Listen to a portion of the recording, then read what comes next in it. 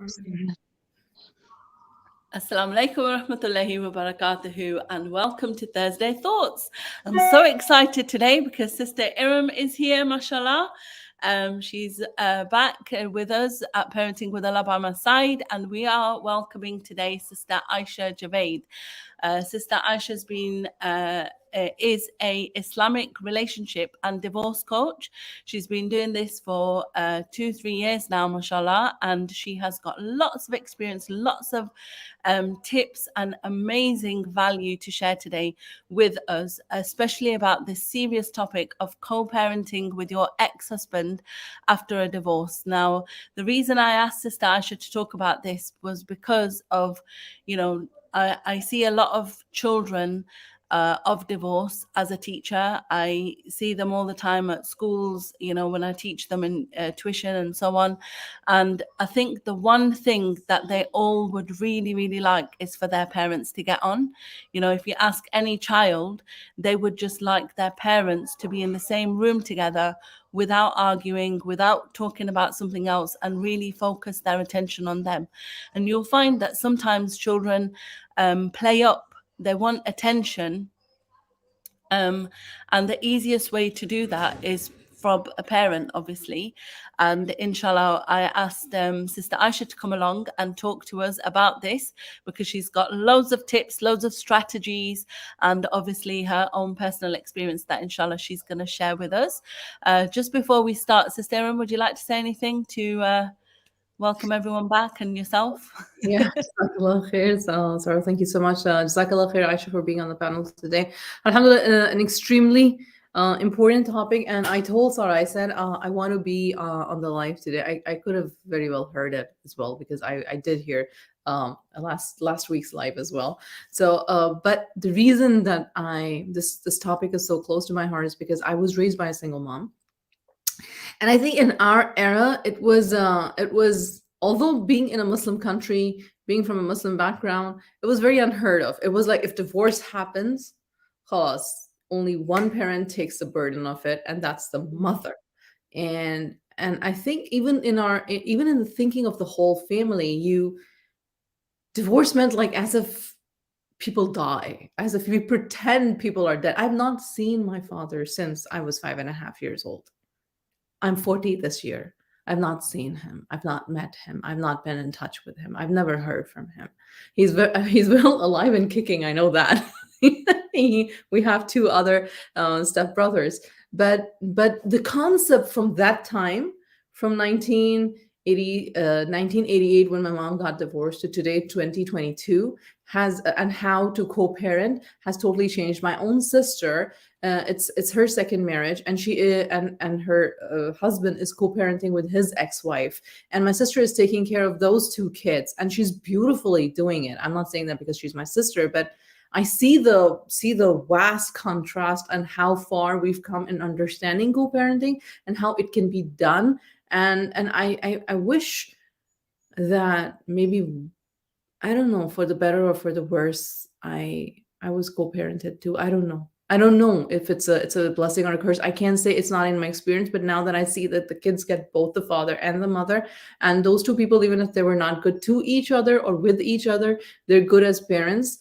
The children are still getting both the parents. So I wanted to hear how it is with you, and we've discussed, you've been live with me on my Instagram page as well, and I know you have a fabulous insight into emotions and well-being. So inshallah, I'm excited for you to speak. Bismillah. Thank you so much. Bismillahir Rahmanir Rahim. So I just wanted to actually start off with a story, actually. So I am a child of parents that got divorced, and then also as an adult has been through a divorce. So I think bringing the subject forward is suitable because I've been on both ends of things, being the parent and then also being the child. So when my parents got divorced, I was 8, around about the same age as my girl now. And I would say that it was the best thing they ever did. Alhamdulillah. Honestly, I did have regular contact with both my parents, with my father, and still do. But there was a lot of things that I can say, like, if they hadn't gotten divorced, this is what it'd be like. You know, I'm very grateful my parents decided to do that, even after 22 years, I think they were married for. Subhanallah. And I'm not the eldest, I'm the middle child, and everybody knows what the middle child goes through, right? So as a child, I always felt like one of the very first things people ask and still ask me, even as an adult, is, are you still in contact with your father? And, oh, you see your father? I was like, yeah, I see my father every day, every single day. And one thing my mom always used to say is, I can divorce him, but you can't. You can't divorce him. He's your father. And regardless of her emotions, she would always say, that's your father and you must respect him, regardless of the relationship. And as I grew up as an adult, then this is the same thing I say to my girl. Regardless of whether your dad is here every single day or not, that's still your father. And there's no discussion after that. And I agree with what Iram said there. There's a big difference between what divorce used to be like and what it is now. And I want to say that we look at it differently, because we do. We look at it so different now. The things that I saw my parent go through was always, you know, my mom did this, my mom did this, my mom did this, she did this, she did this, she did this. And I still had to hear it from my dad's side of family. My mom family never said anything. It was not a discussion, because my mom would always really close it down. She would always say, regardless of my relationship between me and him, my children are still his, and that's their relationship, and no one is going to say anything about him. And I took that, and I do the same thing in my house. No one will say anything against my girl's father, because he's still her father, and I have to respect that. Even if I regret anything or dislike something, that's still the father to my child, and I cannot change that. So one of the things that I get asked all the time as well in my coaching is, well, it's going to be easier for my healing journey if I just cut contact with him. And in some cases, I would want to agree with the woman, because it needs to be a no contact kind of relationship for the sake of the children as well. But the most cases, I would say no. And the reason I say no is because what women tend to do is, and this was me as well, by the way, is we think that we own the child only, like 99% of the time. And because we gave birth to that child, the child is just ours and not the father's. And once we go through that separation or that divorce, we think, okay, she or he is my child, and you must ask me for permission to take him everywhere. Now, in some cases, you do have to do that, depending on the case and the nature of the case. And I think that's where it gets really difficult, because each case is different, and it's not something generic that you can say, okay, you know. But for the most part, I will say that the father has much right over the child as you do as a mother. And there is nothing you can do to take that away. And the difficulty we see with women is when they go through a divorce, they do see that they have more right over the child, because they spent more time and more effort with the child, which is just how the world runs with children and motherhood. But they also have to understand that it's half the child of the fathers as well. And they do have that right over the child.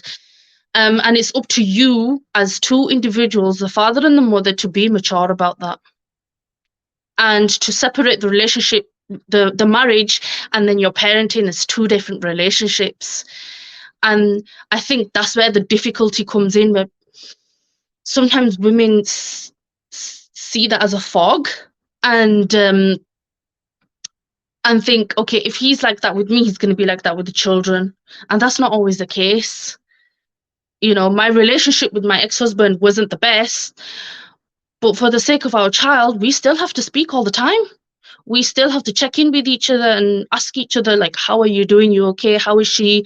She's doing well. He knows everything. He knows what class she's in, what her grades are, what her shoe size is, what her clothes size is, because I had to make that effort with him and kind of let go.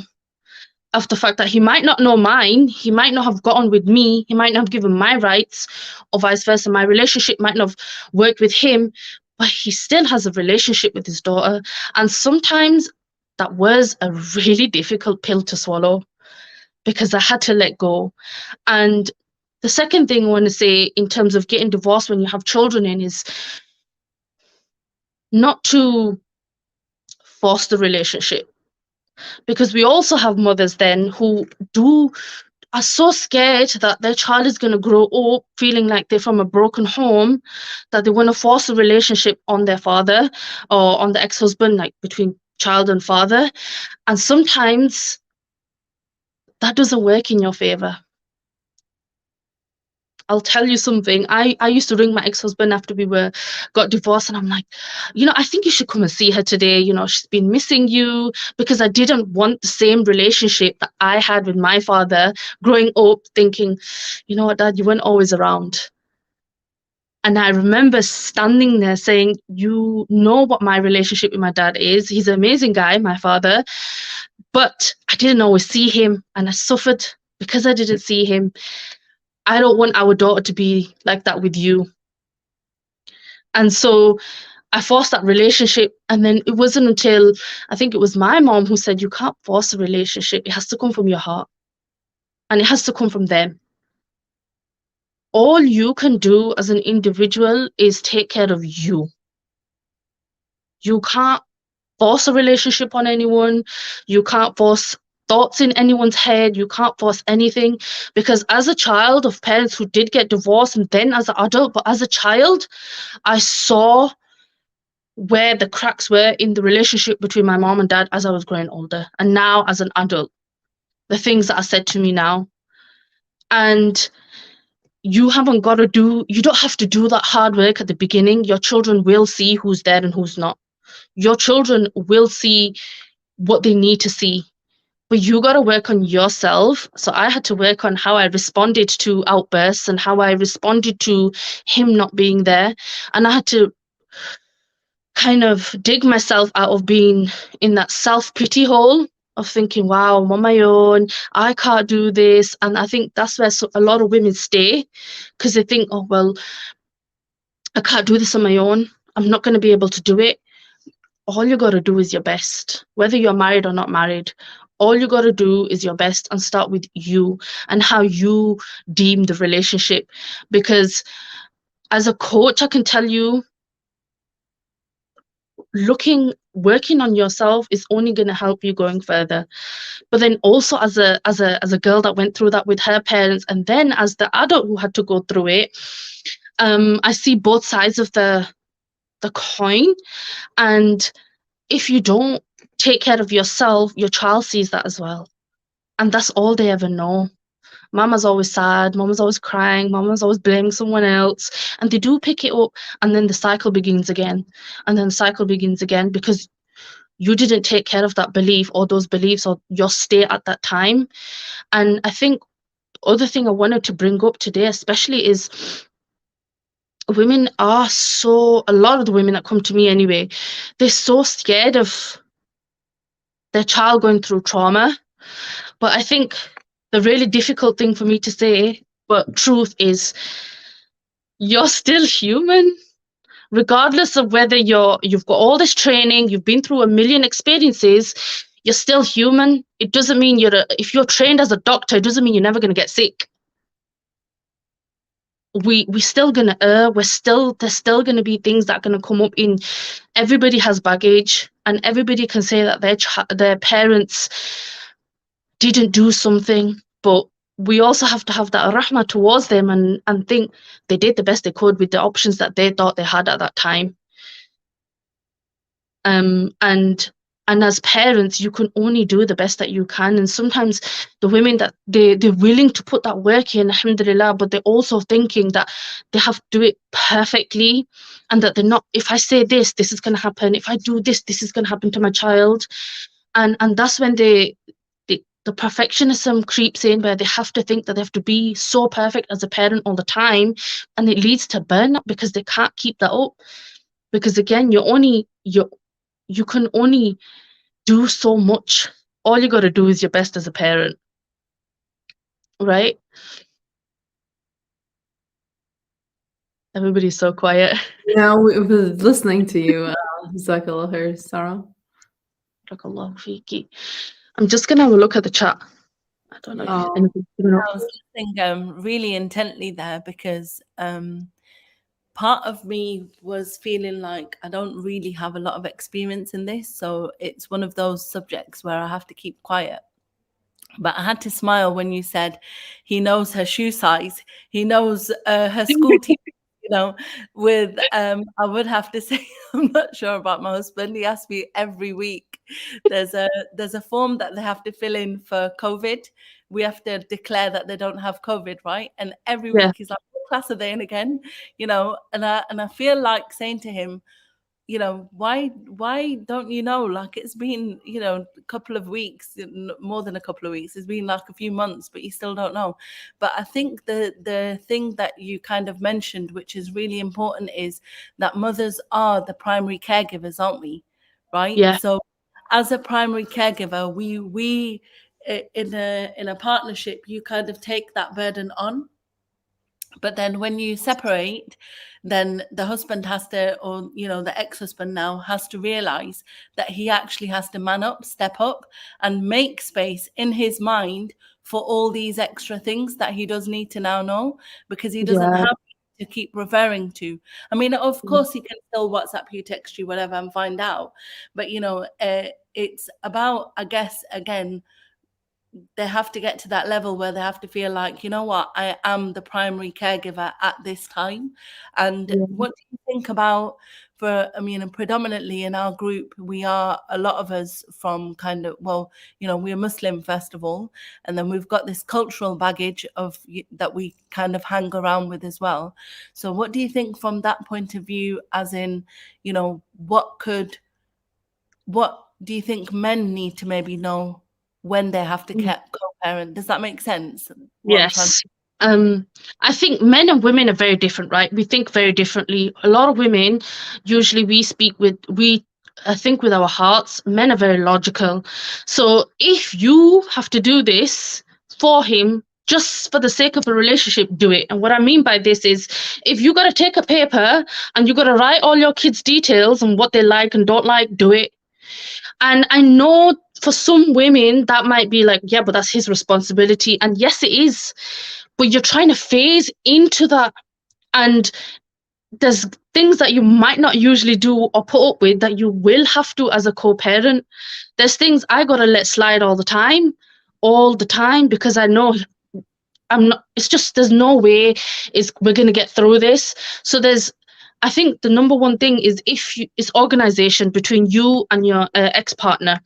You need to have so many conversations about your parenting and setting boundaries. What do I expect from my child when the child is with me? And what am I how are you going to parent the child when the child's with you? Is there anything that we don't really like? Can we agree on it? I guess it comes down to maturity. And I want to intervene here, and I because I see it so closely with my sister's life. I'm like, oh man, if only we had these important conversations while we were married. Yeah. And that Yeah. much of respect, of boundaries before we got divorced, we wouldn't have ended up here. Aisha, I mean, of course, you are the one who has seen all of this.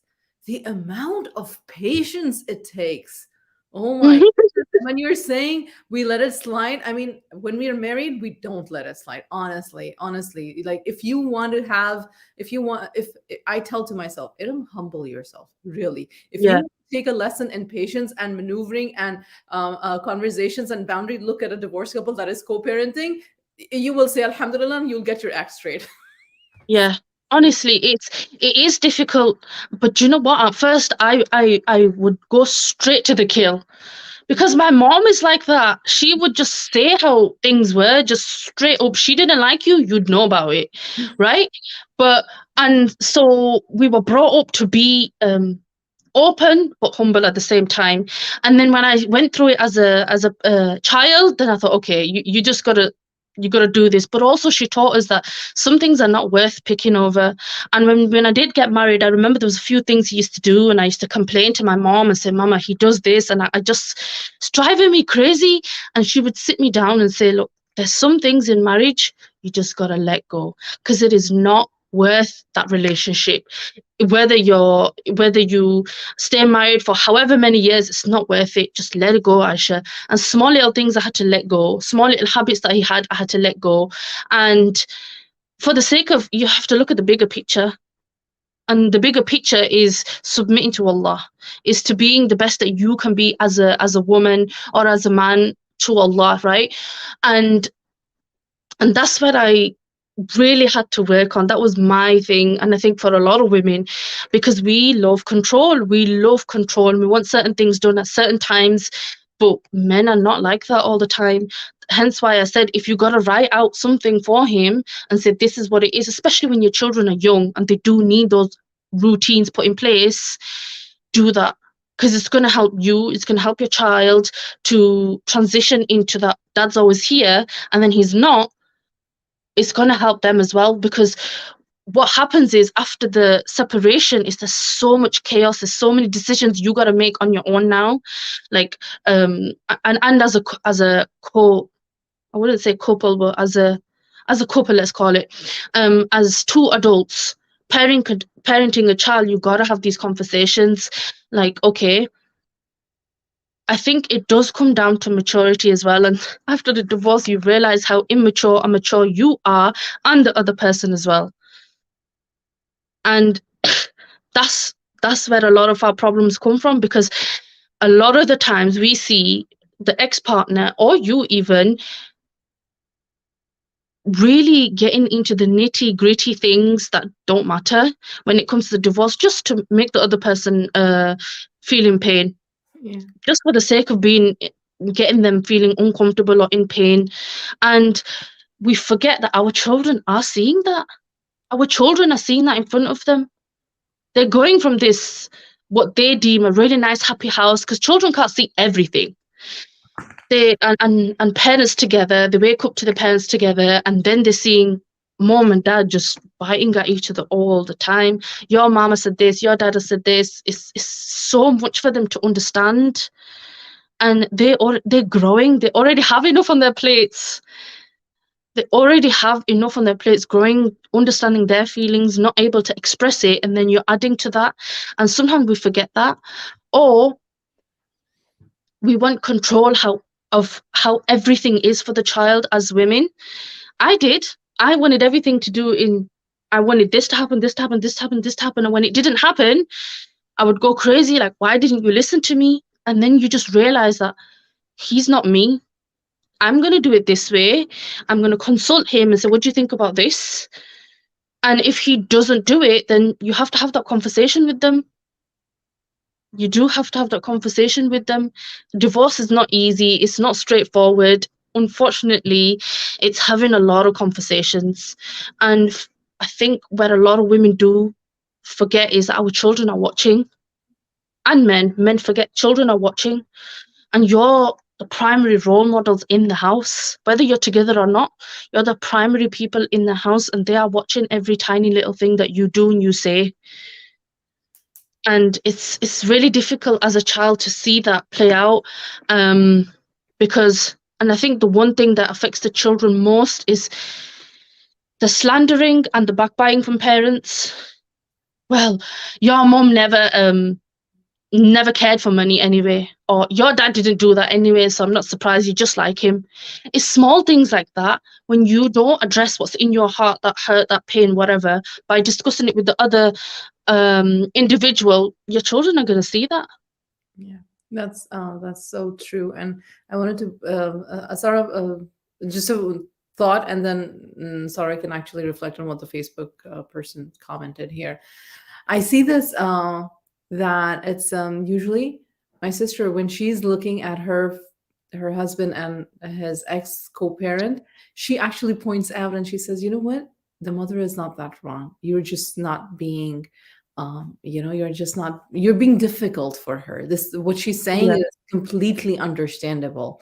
Just listen, just give this a second thought. And it's so strange what you that first we got married, then we got divorced, we had children in that marriage. Now we did not respect each other, we did not have the same thought Yeah. process. It was difficult to live under the same roof with each other, but now for the sake of the children we have to become better human beings and let our egos go. It sounds as if it doesn't even sound that it's easy, honestly. It doesn't even sound easy because marriage is all about the ego fight. When it comes to the husband, you might love him to death, but you might be like just like wanting to punch him in the face all the time. So it's very, very difficult. Ikhlaq.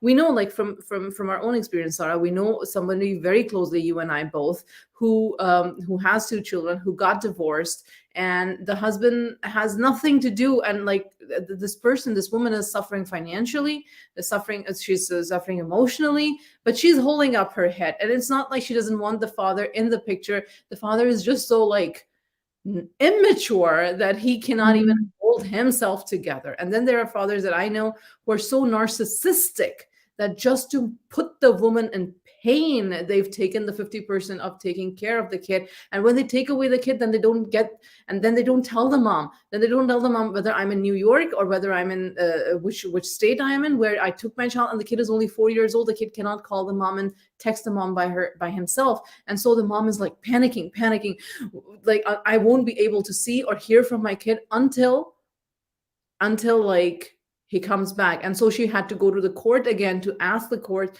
like, every time my kid is with the father is supposed to call me at least once and let me talk to the kid. And so even I even witnessed what the father did.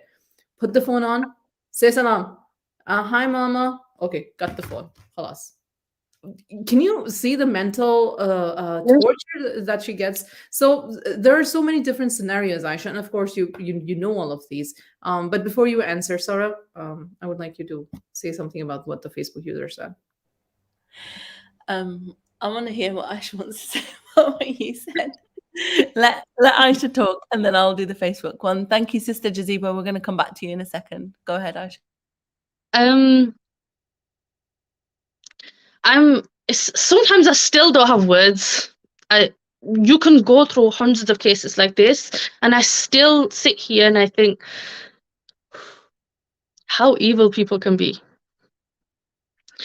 And like I know I'm here as a coach, but I'm also human, and we can hate all these things and digest them, but sometimes at the end of the day we do go to our desks and we do make dua for those people that we're serving, because we think, wow, I thought my situation was bad.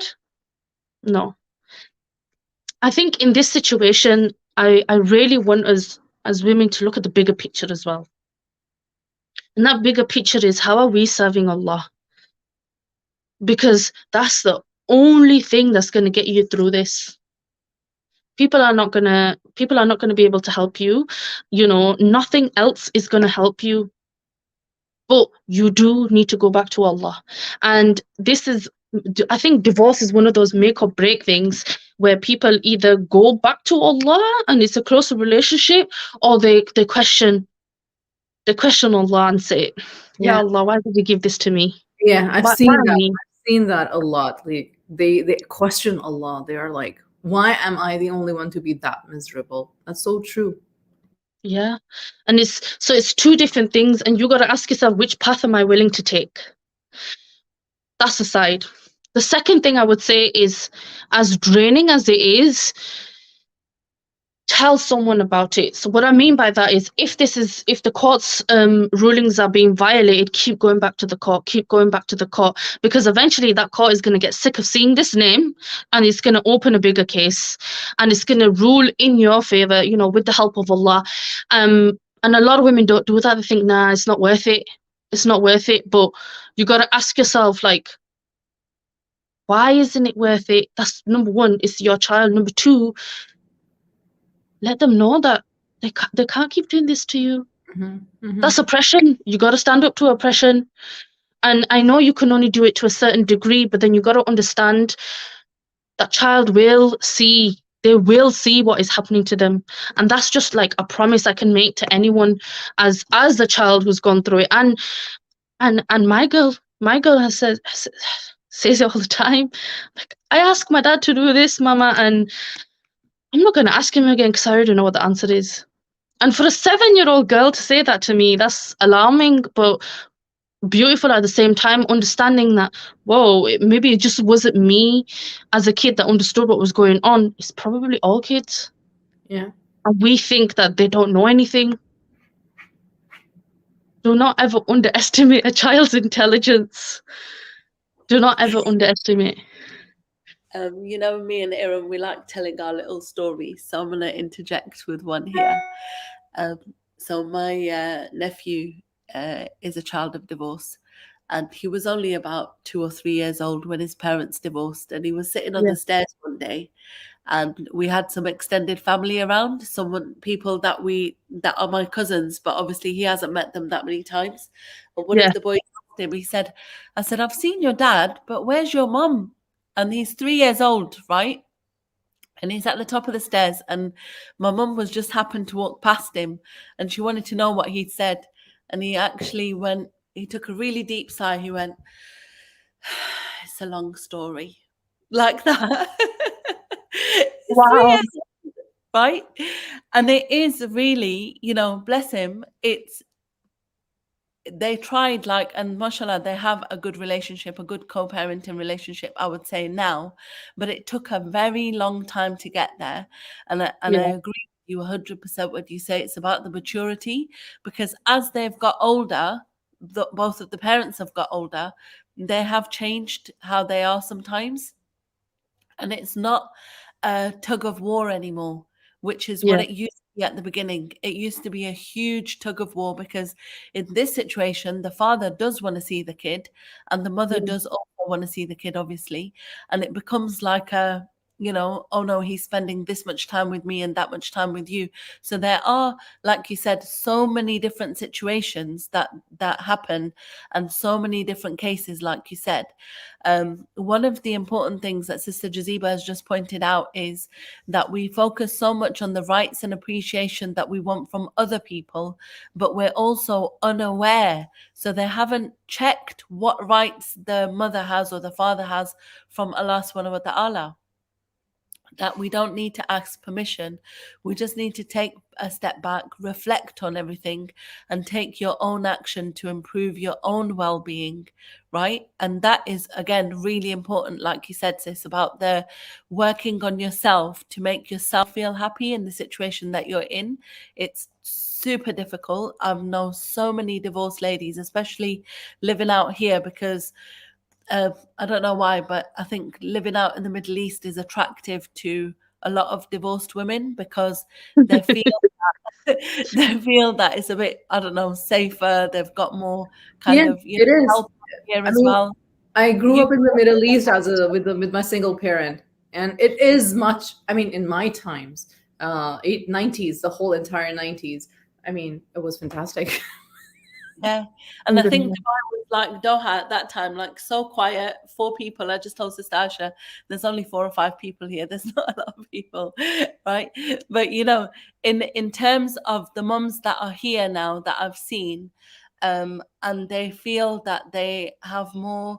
I wouldn't say they have more rights over the kids here, because here the father's got a bit more rights on the kids anyway, but they do feel like they are more in control.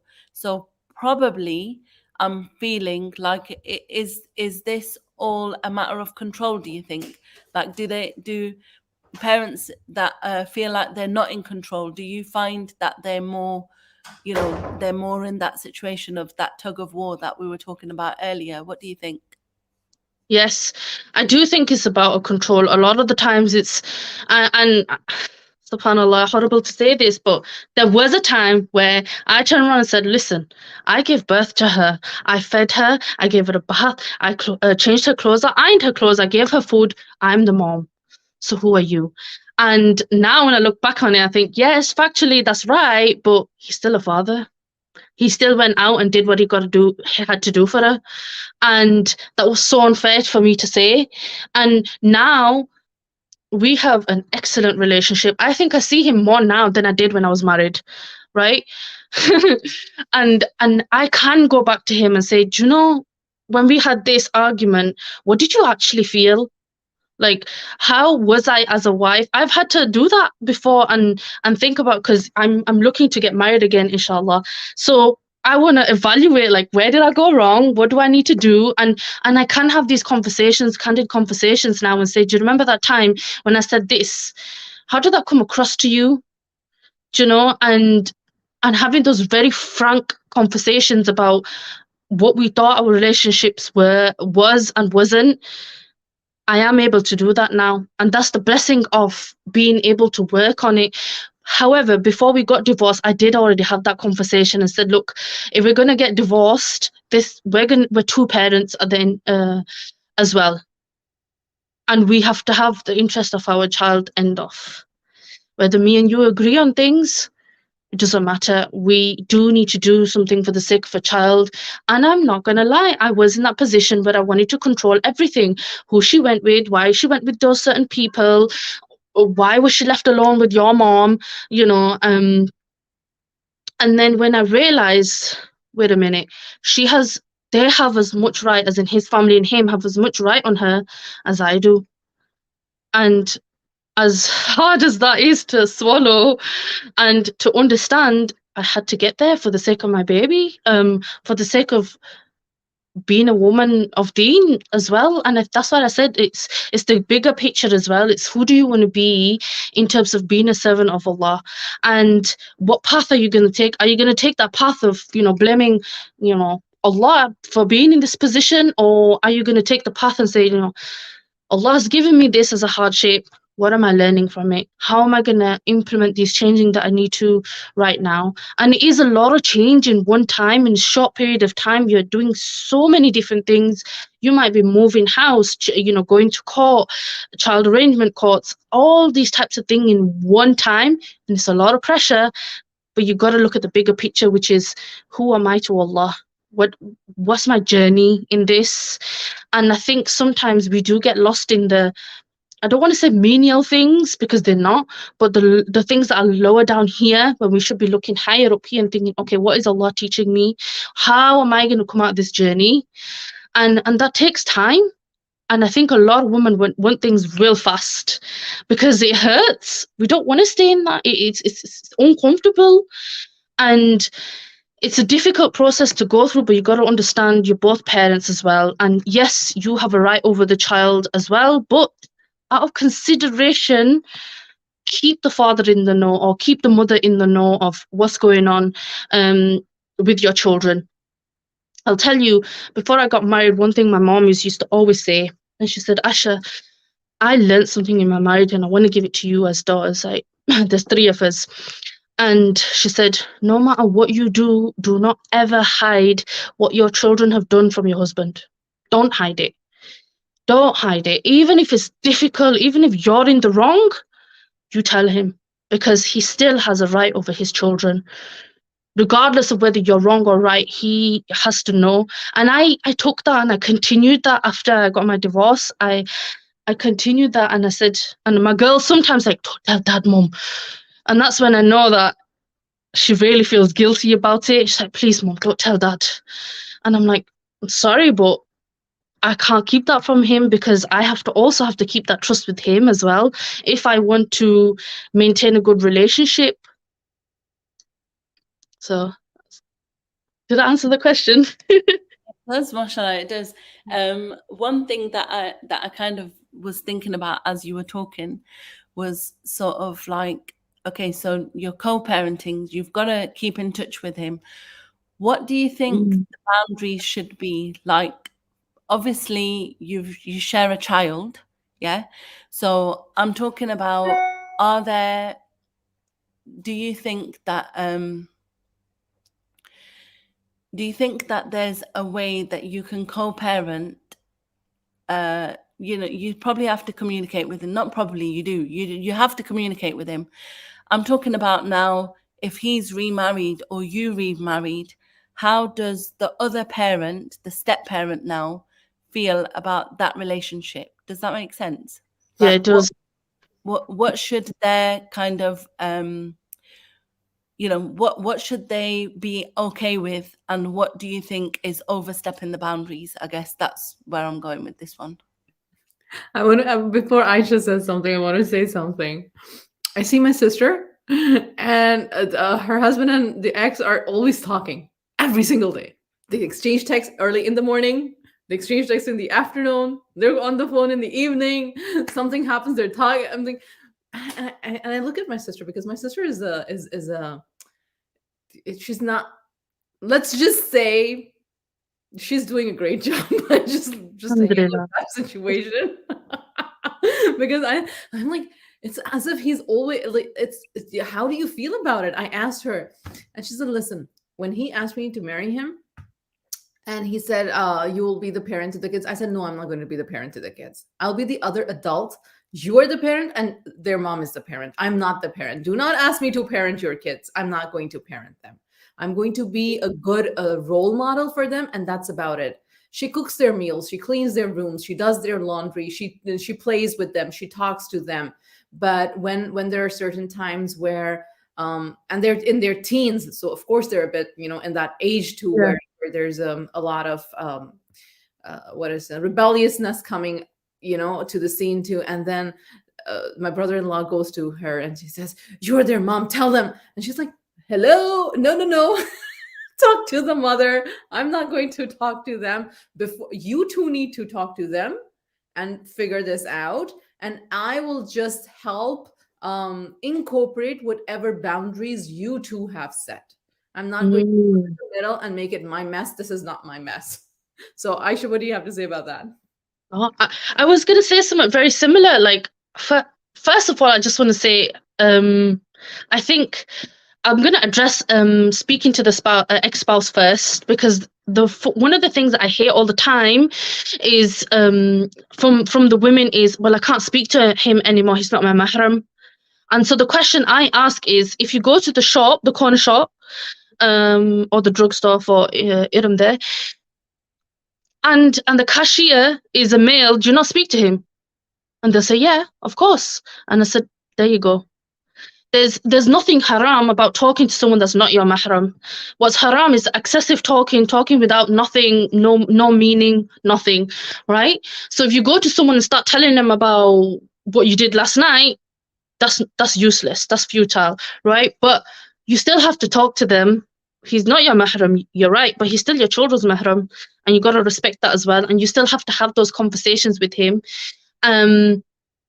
You do have to speak to him, by the way. You need to be speaking to him, and he needs to be speaking to you. However, that's when the ethics and ethical things will come in, like your morals and how you speak to people. You still gotta be in line with knowing that he's not your mahram. So you gotta be respectful. There's probably things that are gonna slip up, like the inside jokes that you might have had. Things like this are gonna happen. They're gonna slip up, but you gotta remember to put yourself right back in there and think, okay, we're not married anymore. And you also it might be that you say, okay, you can text me once a day, ask how the kids are, or I'm gonna tell you kids are good, or however it works for you, but you need to keep it as clean as possible. Because it is so easy for men and women to still get back into that regardless of what the relationship is.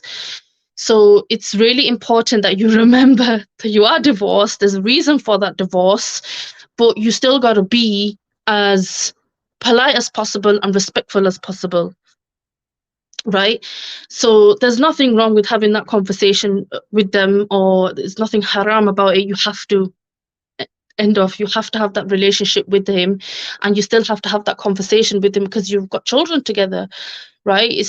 There's no way of, if you think it's really bad, then you might have to have a third person, like a family member. That's a different, that's something that if you want to do and someone's willing to do that for you, cool. But let's be realistic, not everybody has time like that anymore to be that third person anymore. You got to make sure that you're the adult. And I think this comes with whether you're divorced or not. When you become a parent, you become an adult, a real adult. And you got to remember that you're in charge of another small being. and it's your job to make sure things are going smoothly, as smooth as possible. Second thing, when it comes to getting remarried again, I mean, I can talk about it professionally, personally. I'm not there yet, alhamdulillah. But I would say is being very upfront. At the end of the day, I personally have had to reject people because they can't understand why I still talk to the ex-husband.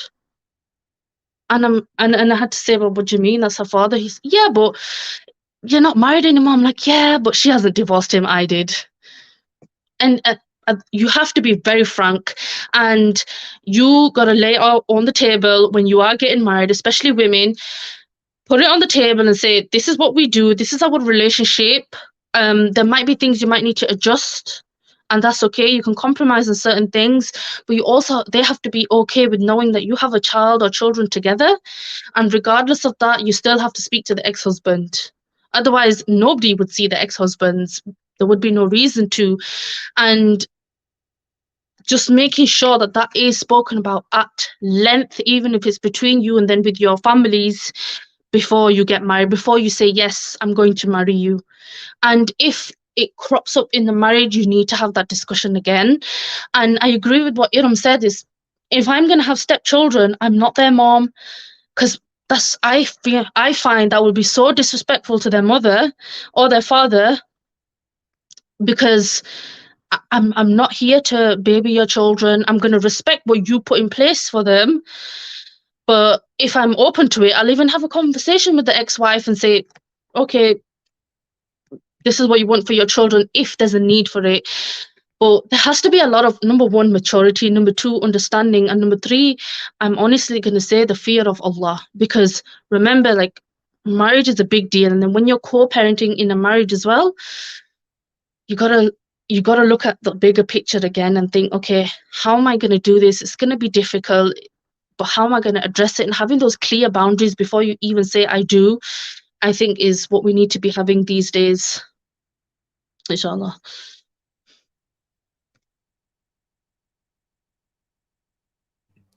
Go ahead, Iram. Are you waiting for me? Okay. Mashallah. This has been really, really, really helpful, sis, because I know that there's lots of sisters that are struggling with this at the moment. There are sisters that are stepmoms that are on our group right now, and I think that will help them as well. I'm going to actually share this in the stepmom group as soon as we're done and let them watch it, because sometimes I see in there that they find it difficult to discipline the children as well, right? Because in terms of disciplining, you don't want them. All right, let me just give you an example directly from the group. So she's got a daughter. She's had a baby with her husband now. And now the other kids are being brought up in a completely different way to how she wants her kid to be brought up. Yeah. So there's, I can't remember how many there are, maybe 3 or 4 older children. Yeah. Yeah. And they are, for example, allowed to have fizzy drinks and sweets, and they're allowed to watch TV or whatever it is. Yeah. These are not direct examples now. I'm just like making up extra because I don't want it to be identified. But anyway, the point is that they're allowed to do all sorts of things, but she wants to keep her child away from it. Now, in my opinion, as a mother that has got older kids and younger kids, I can't very well tell my 18-year-old to do things in a certain way that I would tell my 5-year-old, right? So my 18-year-old, she has got the freedom. If she wants to, order a takeaway for herself at midnight, I'm really, we have got that flexibility in our household, right? But with my 5-year-old, if she wants to order a takeaway at midnight, she's going to get in trouble. Not really. She won't do it. But do you know what I mean? Right. So I'm talking about it in terms of myself. I have got those age gaps and I have to parent them differently. So how would a now step parent maybe kind of deal with that? Like, you want to bring up your child differently, but they want to bring their kids up differently, but your rules don't match.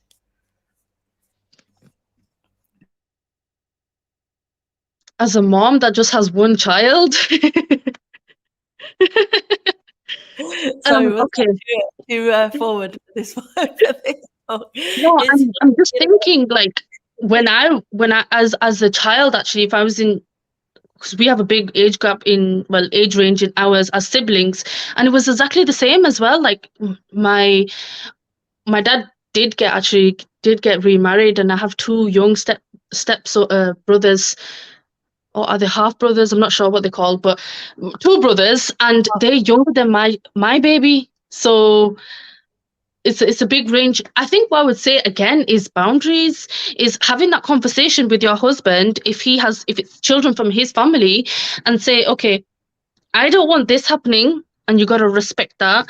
But you would also have to tell your small child that they're a lot older, and as you get older, rules are going to be changing, and it's about being really open with what you want and what you expect from the other children as well, but also with ultimately the parents, and having that conversation with him and say, look, this is how I want us to raise our child or our children that we share together. I understand that that's the choices you made with your children then.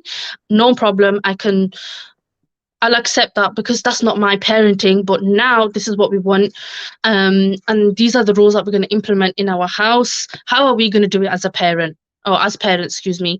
And how are we then going to go forward with these children that have come into the house and they're allowed to do X, Y, and Z?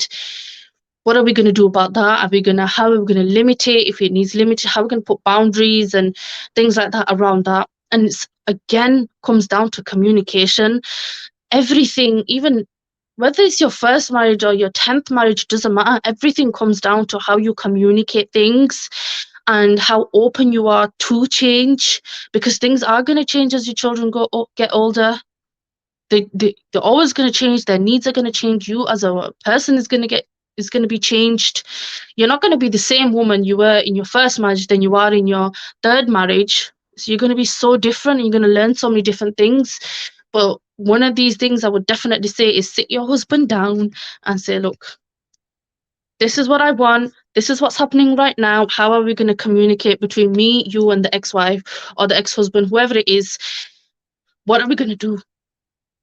And sorry, you're going to have that conversation between them. And if you have to have it more than once, twice, 3 times, so what? Alhamdulillah, you can just keep having that conversation until you're all happy with it. Because at the end of the day, these are lives that you're looking after, real lives that you're going to be nurturing. And it's important to do that. And you want your marriages to be blessed. So I would say, sitting down and having that conversation and say, I understand this is happening at this age, no problem, but this is how I want to raise our children here. How are we going to make that happen? What rules are we going to put in our house? And then as children are growing up, they will realize that different houses have different sets of rules. And that's okay, because just like when you go for a job or in the world, different places, we're going to have different rules and different regulations as well. But it's also about being open with your children as well. Because what I found in being a parent is that you can tell them no, but then give them an explanation that's suitable for them to understand.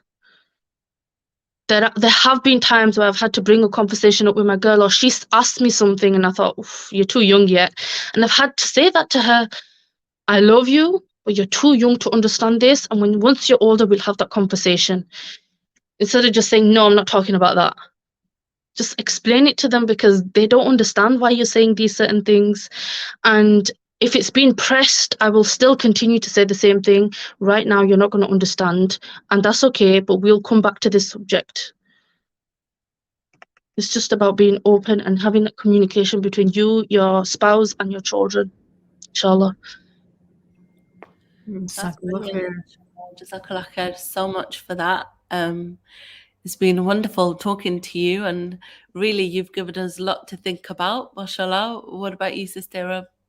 Alhamdulillah, mashallah, everything, like I follow Aisha diligently, and mashallah, I agree with her thought process, and I love how she reaches out to people, women especially who are divorced, looking into marriage, co-parenting. Everything resonated, and I'm seeing it so closely. So yeah, it makes sense. Definitely. Thank you. So sisters, if you would like to follow Sister Aisha, we have put her Instagram in the do you want to just tell me what it is again? I've forgotten, to be honest. It's www.instagram.com and then /Aisha _ Javed. I'm just gonna grab it from the link. Just 1 minute. I just need to get it from my link. Actually, you coach women who are divorced and who are co-parenting, both, right? Or who are Yes. Oops, I've pasted the wrong thing. Sorry. 1 second. That was the second thing that I was going to talk about. So the first thing is please do follow Sister Aisha. I'm just going to paste it on the wall there so you can see. So Sister Aisha's got courses. Sorry, go ahead, Sister Iram. Do you want to talk about it? No, go ahead. So the one that caught my eye was Healing Halima. Do you want to talk about that one? Ooh, Healing Halima was a workshop that I did, and what that was is going through a journey of Halima where she goes from hurt to healing to wholesome. Those are the 3 stages that I think every divorced woman goes through. So at first you're really hurt, you're angry, you want to lash out to everyone, and everyone is a bad person to you at that particular time because you're hurting. And then transitioning to healing, which is understanding, okay, I'm in this position. What do I need to put in place? How am I going to like soothe my aching heart? And then going on to wholesome is accepting this has happened. How can I move forward? And accepting the fact that your marriage does not make you whole, and your divorce doesn't mean it broke you, so to speak. You are already whole. You're already whole as an individual, male or female. You're already whole, but you gotta find it and you gotta work on it and you gotta nurture that for the sake of Allah, but also for the sake of who you are. Because when you're going into a marriage, you're going for half of your deen, not half of your being. Yeah. And in order to like fulfill that half of deen, you got to go into it being as good as you can be. And I don't mean in terms of what jobs you can do, right? I mean you and how you feel about yourself. Because the thing I'm seeing is women just saying yes to marriages because they want to escape the life that they had. And that was me as well, thinking that marriage is, Gajal running through the fields in India. It's not like that. It's not roses all the time. It's not flowers. It's hard work, but it also requires you to be on your A game and willing to maneuver at any time that you need to and be the best that you can be. And I know we say that all the time. We hear coaches, be the best that you can be, but I mean deeply, like how you are and knowing who you are as well. I think that's really, really important. So the workshop ultimately was about Halima, who is a woman who goes from hurt, healing, and to wholesome, and how she gets there.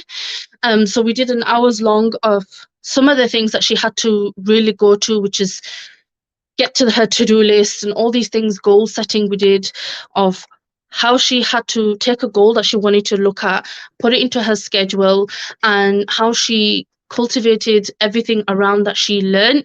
So, but I do have something that's coming in August, inshallah, actually. At the moment, there's no programs that are going on, but in August, we're looking to set up a membership, inshallah, to go through the entire process of hurt, healing, and wholesome on a continuous basis.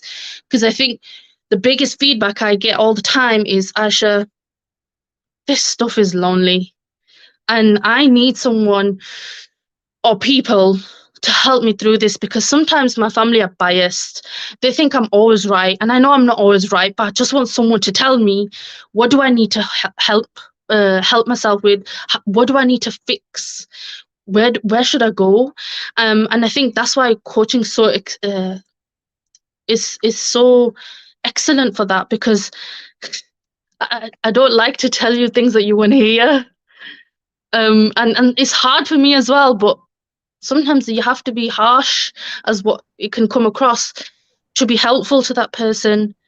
And the last thing I want to say in that is that women are not always in the right position. Sometimes because of our hurt, we do things that are not going to help us, and we don't realize that it's actually us that was detrimental to the relationship post divorce, and we're not helping ourselves even though we think we are. And that's a really difficult one to swallow as a woman myself, but there were things that I personally had to really work on, and it was so hard for me to accept that he said that to me. You need to work on this, Aisha. But you know, we're all just doing the best that we can, and that's all that we're asking each other from. Do the best that you can, keep working on yourself, and that's what the membership will be about, inshallah. Sounds fantastic, mashallah. I just want to point out, Sister Yusra's on here. She's going, half of your deen, not half of your being. Yes, it's so true though, isn't it? And it's funny how little things like that do resonate with us, because the whole time we just hear it's half of your deen, half of your deen. And it ends up being it's half of your life, it's half of everything, but it's not. It's just your deen, right? That's just so amazing to realize that. Sister the sister S.I. Mutala is saying Jazakallah khairan, and I'm sure all the other sisters are feeling the same way, mashallah. They're very thankful. We are thankful for you to come over here and talk to us with such good, clear answers, right? Sister Iram, do you feel like that? Absolutely. Yeah, it's clarified a lot of things for me as well. I mean, even in terms of, even if you are together and you're still learning how to co-parent, you still got to compromise, you still got to be patient.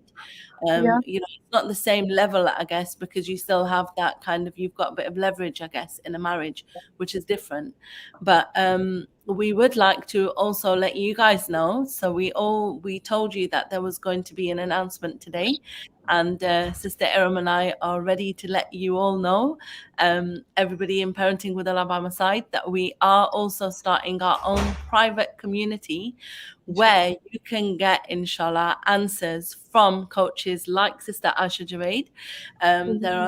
There's Sister Yusra, there's Sister Farida, Coach Yusra, let me call them, Coach Farida, Coach Farah, there's Coach Iram, there's me, I'm still a teacher, I'm not coach yet, but I'm a teacher coach.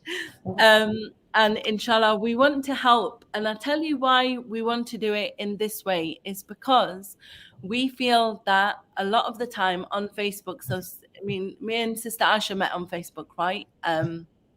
Sister Iram and yourself, Facebook, Instagram, we're all meeting, inshallah, online, right? And what I've noticed is if I've got a question about bringing up my children or behavior or whatever, I used to reach out to Sister Iram, right? Okay, why? Because I know that her expertise lies in that. What I see on some Facebook groups at the moment is someone asks a question, inshallah, yeah.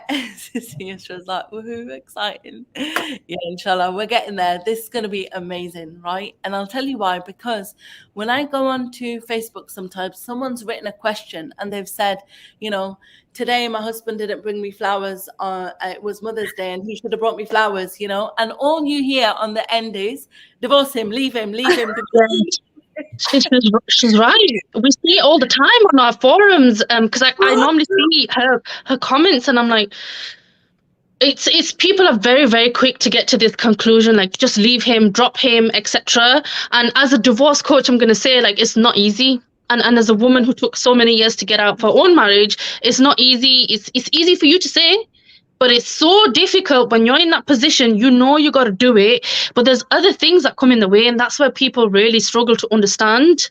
Like, it's not as easy as, okay, I'm leaving, bye. It's difficult. Like you said, you've got children, you've got to then learn how to co-parent, you've got to be extra patient.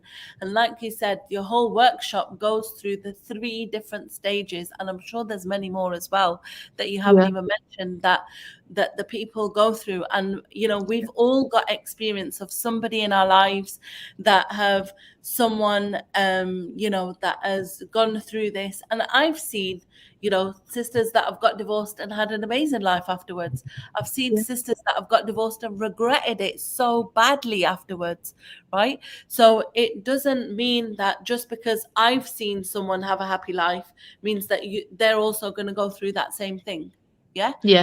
Sometimes you're gonna laugh at this, but Donna send you screenshots of like, look at this woman, you wouldn't go inside there and go like, seriously, like, why are you saying this to someone?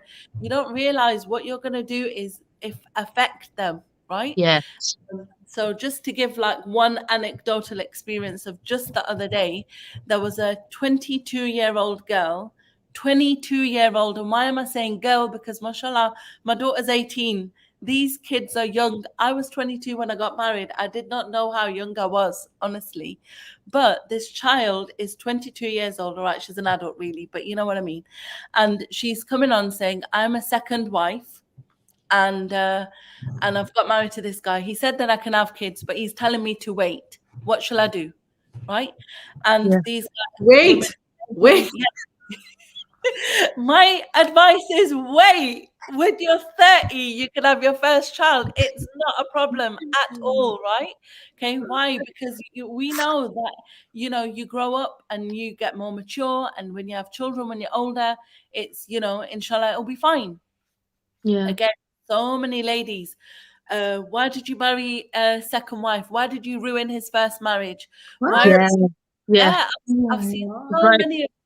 Why did you ruin his first marriage? Why did you even marry him? Oh, you're not desperate. You're only 22. You could easily marry anybody else. And live in the haram relationship for all those years just to be dropped back. Like, I don't understand. Like, why do we glorify getting married later instead just being the second wife or the third wife if the man is in the position to actually give us and is decent. And again, they're all quoting that you must be equal with your wives, you must be this. Oh wait, and the best one, stop taking the birth control, just have a baby anyway. That I think I know what you're talking about as well. And I saw that and I was like, what? Like, that's no. This is one of the things why I was saying earlier, like sometimes women do feel like they have the control over a lot of things, not because it's because we come from an upbringing of you're raised to believe that, okay, once you get married, it's your house, you need to look after it. And so you're raised in that way. Well, I was as well, like, when you get married, you can do whatever you want, Aisha. You're going to be the queen of the house. And yes, I was, alhamdulillah, but I kind of had to struggle then when I wasn't. And then I had my own house. I'm like, oh, okay, no, this child is mine. I did everything. And I mean, to trap someone like that, whether you're in the marriage or not, I think is quite detrimental. Now, I had my girl very young. I got married when I was 17, right? And I wanted to. And that's something I hear is the other end of things, like, why did you get married so young? This is why it didn't work out. And I'm like, first of all, I wanted to. Second of all, actually, my dad was just like, I don't think this is a good time. Why can't you wait till you're a bit older? But then I had to press him. I was like, Dad, I'm ready. I want to do this. And he was like, look, I have no reason to say no. No worries. And within 2 months, I was married. And that's what I wanted. That's exactly what I wanted. And he wanted, and our parents were fine with that. And I had my girl, I think I just turned 19. Yeah, I just turned 19 when I had her. And honestly, I don't regret any part of it at all, alhamdulillah, because now people don't even think that I'm her mom. They just think we're sisters. All the time, like, you must have had her young, Aisha. And I'm like, yeah, I did. But that's what I wanted. I wanted to be like 50, like my mom is, in her 50s and running around with the grandchildren and still playing hide and seek. That's what I wanted. And so you're going to get it.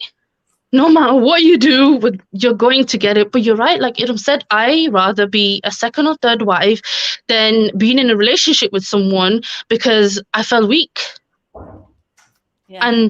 And that's, I think, probably the darker side of the divorce that people don't think about or want to speak about or is not spoken about zero at all.